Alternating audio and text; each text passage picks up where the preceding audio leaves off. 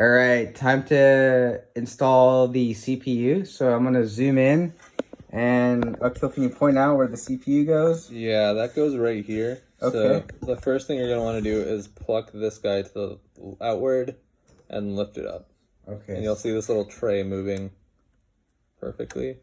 And then this is the CPU. It needs to be oriented a specific way. So if you look on the back here, it has a triangle on one corner. That triangle matches up with this little triangle here. So you need to make sure that those corners are together. And you should be able to just kind of drop that guy in. There's no snap or anything? No, you won't feel or hear anything, but it shouldn't close properly otherwise and lock in place unless you have it oriented correctly. Okay, so if you didn't do it right, it wouldn't close properly. We can kind of test. I don't know.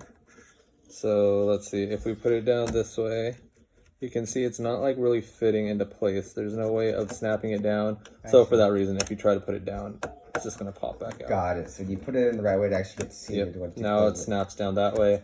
As you can see, any other way you turn it, it's not going to really fit in there. Got you. Okay, that's actually helpful. So, yep, that's the right way. Perfectly. Got that locked in.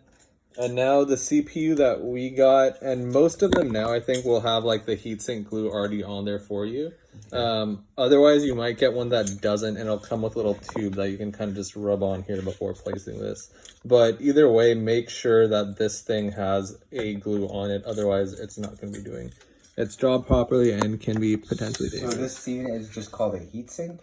This is a heatsink fan, yeah. Okay, what does it do? Just keeps the CPU cool? Yep, exactly. Okay, so you're basically placing it immediately directly on top of the CPU? Yeah, you place it directly on top of the CPU. I'll take it off for a second. You can see that glue kind of gets on there, and it has these two brackets on the side right here. So what you want to do is you place it down. So that was glue from the heatsink? Yeah.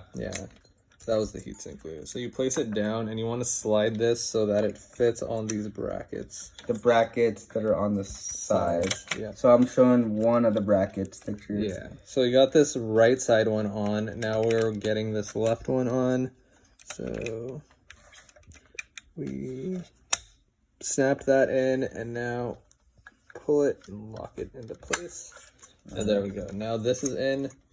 The last step here is actually plugging in this fan. Your motherboard should have like multiple different places for fans. You can see one right here, a few right here, one right here on the left hand side too. There's plenty of room for fans on most motherboards. So these nowadays. 4 pins, those are the little plugins you could use for the fan. Yep. I'm gonna go ahead and use this one right here just for proximity, and it kind of just snaps into place there too. So now the CPU and heatsink fan are all done. All right, so we got the CPU, we got the heatsink set up, we got the CPU plugged in.